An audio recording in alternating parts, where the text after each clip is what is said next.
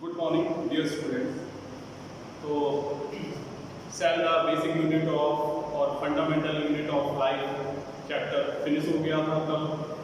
आज हम नया चैप्टर स्टार्ट कर रहे हैं और इस चैप्टर का नाम है बायोमॉलिक्यूल्स।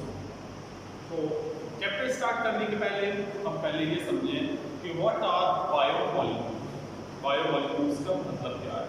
बायोमॉलिक्यूल्स जानते हो कि लाइफ होती है मॉलिक्यूल्स ऑफ लाइफ या बायोलॉजिकल मॉलिक्यूल्स इनका नाम है। अगर आपको इन्हें डिफाइन करने के लिए आप कह सकते हैं a biomolecule is a chemical compound. Biomolecule एक केमिकल कंपाउंड है फाउंड इन लिविंग ऑर्गेनिज्म, जो कि सभी living organism either plant, animal, protist, protozoa सभी किसके बने हैं? सेल के, उनमें ये प्रेजेंट होगा। These include a बायोमॉलिक्यूल में क्या क्या इंक्लूड होगा? केमिकल्स, ऐसे chemicals that are composed of mainly, और इनमें इनके जो कंपाउंड होंगे वो मेनली बने होंगे कार्बन से, hydrogen, oxygen, nitrogen, sulphur and phosphorus. तो किस किस से बने होंगे? Carbon, hydrogen, oxygen, nitrogen, sulphur and phosphorus, उसके द्वारा बने हुए ये कंपाउंड्स होंगे। Biomolecules are the building blocks of life. अगर देखें तो ये जो बायोमॉलिक्यूल्स हैं वो क्या होते हैं? बिल्डिंग ब्लॉक्स होते हैं, building blocks of life and perform important functions in living organism. जो लिविंग ऑर्गेनिज्म हैं उनमें ये बहुत ज़्यादा इंपॉर्टेंट फंक्शन को परफॉर्म करते हैं। तो ये तो बात हो गई अबाउट द बायोमॉलिक्यूल्स और बायोलॉजिकल मॉलिक्यूल्स। आपके बुक में टेबल बनी है, पहली तो एक बनी है comparison of elements present in non living and living matter. जो लिविंग मैटर है और नॉन लिविंग में कितने परसेंट में क्या होता है। तो इसमें अर्थ क्रस्ट को कंपेयर किया गया है ह्यूमन बॉडी से। तो अगर हम हाइड्रोजन एलिमेंट को लें तो हाइड्रोजन एलिमेंट की जो परसेंटेज है वो बहुत कम होती है, अर्थ क्रस्ट में 0.14 होती है, जबकि ह्यूमन बॉडी में 0.5% होती है। वैसे ही कार्बन भी काफ़ी कम होता है, अर्थ क्रस्ट में 0.03% के लगभग होता है और ह्यूमन बॉडी में 18.5 होता है। जबकि ऑक्सीजन देखें तो ऑक्सीजन की जो परसेंटेज होती है वो 48.6 अर्थ क्रस्ट में हो जाएगी, 65% जो होगी वो किस में होगी? In the human body. इसके अलावा नाइट्रोजन जो होगा वो बहुत कम होगा अर्थ क्रस्ट में, जबकि अगर ह्यूमन बॉडी की बात करें तो 3.3% होता है। इसी प्रकार से सल्फर 0.03% होती है अर्थ क्रस्ट में, जबकि हम लोगों की बॉडी में 0.3% होती है। सोडियम की बात करें तो सोडियम 2.8 होता है अर्थ क्रस्ट में, जबकि बॉडी में 0.2% होता है। और कैल्शियम की बात करें तो 3.5 और 1.5। ह्यूमन बीइंग्स में मैग्नीशियम की बात करें 2.1 और मैग्नीशियम 0.1 होता है ह्यूमन बॉडी में, जबकि सिलिकॉन जो होता है सबसे ज़्यादा होता है, काफ़ी ज़्यादा है, सबसे ज़्यादा तो नहीं कह सकते हैं, ये काफ़ी ज़्यादा है, 27.7 है, जबकि ह्यूमन बॉडी में ये निग्लिजिएबल होता है, बहुत कम होता है। बायोमॉलिक्यूल्स जो होंगे वो दो तरीके के होंगे, एक तो इनऑर्गेनिक मटेरियल्स होंगे और दूसरे ऑर्गेनिक मटेरियल्स होंगे। इनऑर्गेनिक मटेरियल्स की बात करें तो इनमें क्या होंगे? मिनरल एलिमेंट्स होंगे, साल्ट्स होंगे, आयंस होंगे और सबसे ज़्यादा महत्वपूर्ण जो इम्पोर्टेंट होगा वाटर होगा। अगर हम ऑर्गेनिक कंपाउंड्स की बात करें तो इसमें जो माइक्रोमॉलिक्यूल्स होंगे और माइक्रोमॉलिक्यूल्स होंगे। माइक्रोमॉलिक्यूल्स में भी प्राइमरी मेटाबोलाइट्स होंगे as well as secondary metabolites होंगे। अगर हम एवरेज कंपोजिशन ऑफ सेल की बात करें तो देखो क्या होता है एवरेज कंपोजिशन ऑफ सेल में। इसका स्क्रीनशॉट आप लोग ले लो, पहले स्क्रीनशॉट ले लो, ले लिया होगा स्क्रीनशॉट, ठीक है? तो इसको कंटिन्यू करते हैं।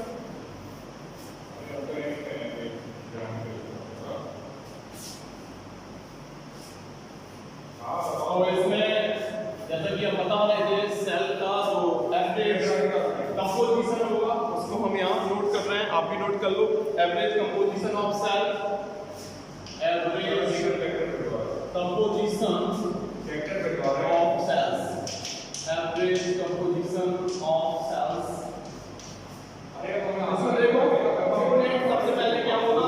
एक तरफ लिख लो आप कंपोनेंट और दूसरी तरफ आप लिखोगे percentage of the total cellular total cellular mass. ठीक है, तो चलो इसको करो कंप्लीट। सबसे पहले आप देखो आयंस लगभग 1% होगा, वाटर सबसे ज्यादा होगा, वाटर की परसेंटेज होगी 70 से लेके 90%, 70 to 90%। वाटर की बात चले तो कार्बोहाइड्रेट्स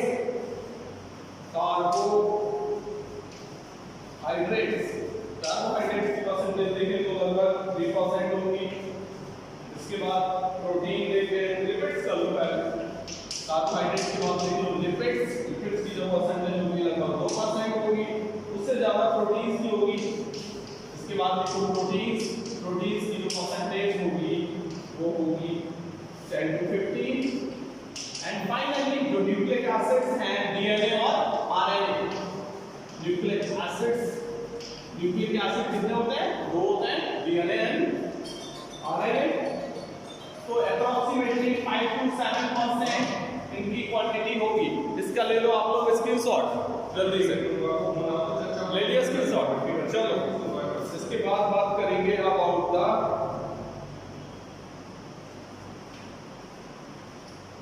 थोड़ा सा बात करेंगे प्राइमरी सेकेंडरी मेटाबोलाइट्स की भी कर लेंगे। तो बायो मैक्रोमोलिक्यूल्स और बायो माइक्रोमोलिक्यूल्स पहले देखो, ठीक है।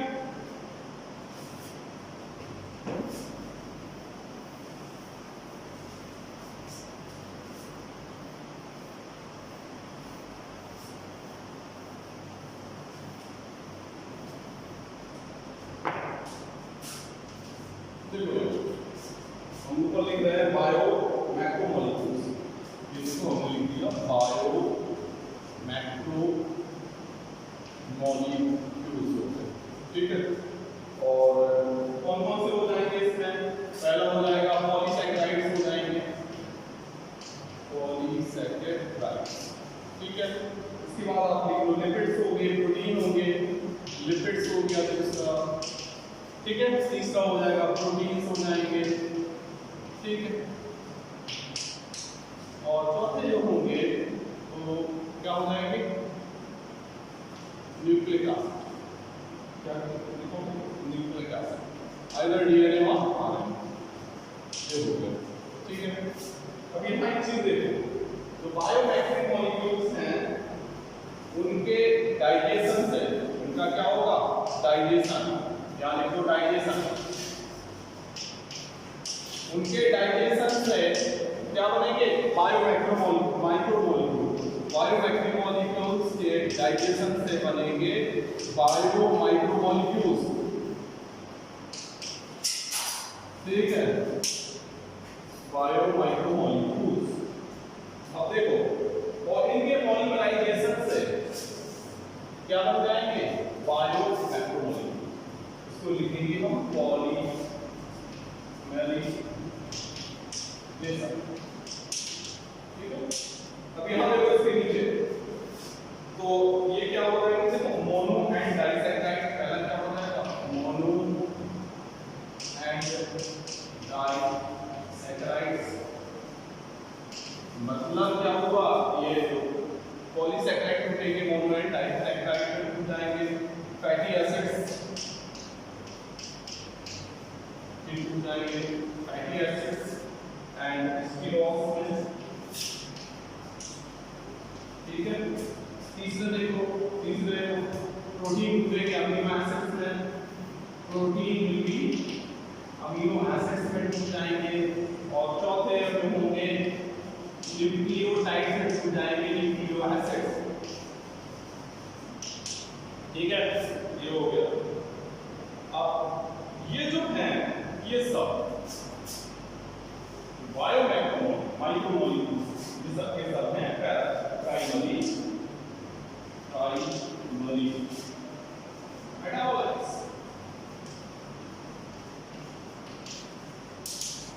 इसका स्क्रीनशॉट लो। तो यहाँ जो इंपॉर्टेंट बात निकल के आई कि जो प्राइमरी मेटाबोलाइट्स होंगे which are formed by the breakdown of macromolecules, और ये जो प्राइमरी मेटाबोलाइट्स होंगे सभी सेल्स में प्रेजेंट होंगे, चाहे वो prokaryotic, eukaryotic, plant, animal cell हो, और ये इनका एक डेफिनेट रोल होगा सेल के अंदर। तो हमने आपको प्राइमरी मेटाबोलाइट्स भी बता दिए, बायो मैक्रोमोलिक्यूल से हो गए, बायो माइक्रोमोलिक्यूल से हो गए, ठीक है बेटा। तो ये आपको आज हमने बायोमोलिक्यूल्स से related what are biomolecules, biomolecules में हमने ये भी बता दिया इनऑर्गेनिक ऑर्गेनिक जो भी होंगे, अर्थ क्रस्ट से ह्यूमन बॉडी को भी कंपेयर करा दिया, एवरेज जो सेल है सेल के अंदर क्या क्या होगा वो भी हमने एक आइडिया दे दिया। तो next day date is Monday को बायोमोलिक्यूल्स जो चैप्टर है उसका अगला टॉपिक बताएंगे। Thank you so much.